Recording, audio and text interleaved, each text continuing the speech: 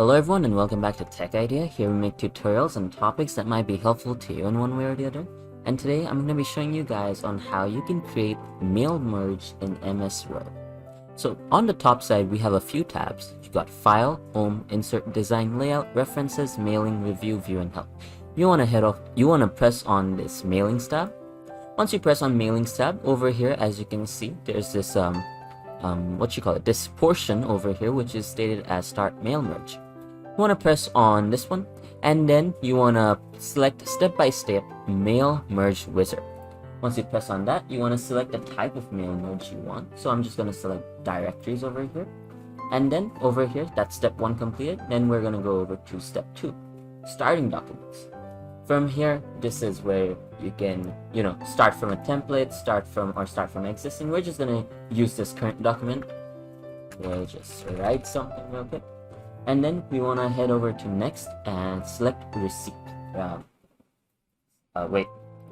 Select recipients.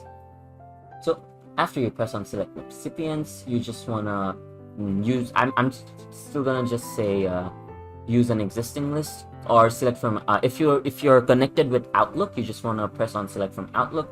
From there you just want to head over to next. Yeah, I need to create a profile, which I don't, so I'm just going to use my existing list. And then from here, we're just going to select one of these. Go next. Go next. It's so much work. So after that, you want to arrange your directories if you want. Address, block, reading line. You want to basically go through all of them, and then you can preview your directory if you want.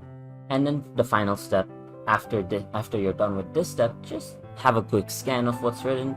That should be enough. There's really nothing much complicated over here. And after that, you just want to press on next, and that's going to be it. Your merge has been completed, and then you just want to press on this to merge with a new document or whatever you want to do.